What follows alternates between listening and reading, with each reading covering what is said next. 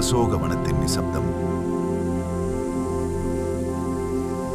அந்த அமைதியை ஒரு குரல் உடைத்தது.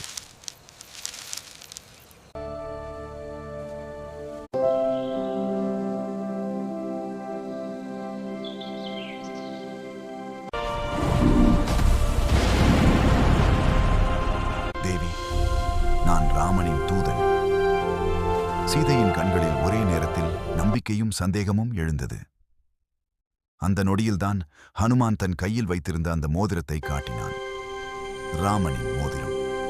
அதை பார்த்ததும் சீதையின் கண்கள் கண்ணீரால் நிரம்பின. இராமன் வருவான் என்ற நம்பிக்கை மீண்டும் உயர்த்தது. ஆனால் இந்த சந்திப்பு மறைவாக இல்லை. மரங்களுக்குள் ஒரு நிழல் அசைந்தது. அவன் மாயன், அசுரன். ஆனால் அவனின் உள்ளத்தில் முதல் முறையாக ஒரு கேள்வி எழுந்தது. இது தர்மமா, இல்லை அநியாயமா? அதே நேரத்தில் அரண்மனையில் ராவணன். லங்கையின் காற்று இன்று வேற மாதிரி இருக்கு. அவன் உத்தரவிட்டான். அசோகவனத்தை இரட்டிப்பு காவல். ஹனுமான் நகர்ந்தான். இது மீட்பு அல்ல, இது எச்சரிக்கை. அவன் காலடி வைத்த நொடி மண்ணே அதிர்ந்தது. யுத்தம் தொடங்கியது. ஒரு மரம், ஒரு ஆயுதம். அசோகவனம் ஒரு யுத்த மைதானமாக மாறியது.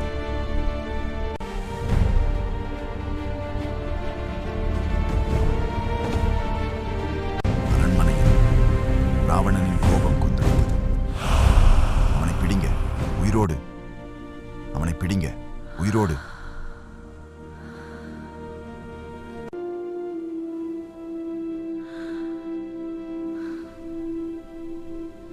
இந்திரஜித் முன்னே வந்தான்.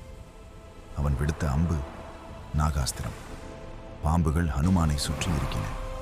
அசுரர்கள் சிரித்தார்கள். ஆனால் ஹனுமானின் முகத்தில் பயமில்லை.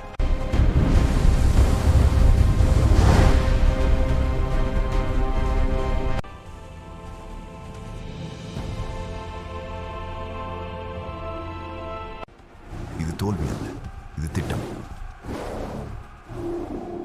யுத்தம் தொடங்கியது. ஒரு மரம், ஒரு ஆயுதம். அசோகவனம் ஒரு யுத்த மைதானமாக மாறியது. தூரத்தில் மாயன் பார்த்தான். இந்த முறை அவன் அமைதியாக இல்லை. அவன் தர்மத்தின் பக்கம் ஒரு சிறிய உதவி செய்தான். அரண்மனையில் அவனை ராவணனின் முன் அழைத்து சென்றார்கள். அங்கே நின்று ஹனுமான் சொன்னான், ராவணா, லங்கா எரியும். ராவணன் சிரித்தான். அடுத்த நொடி வாள் எரிந்தது. ஹனுமான் வானில் பறந்தான். லங்கா ஒளியானது, அக்னியால் மின்னியது. அசுரர்கள் அலறினார்கள். ஆனால் அசோகவனத்தில் சீதா அமைதியாக இருந்தாள். ஏனெனில் இது அழிவு அல்ல, இது மீட்பின் தொடக்கம்.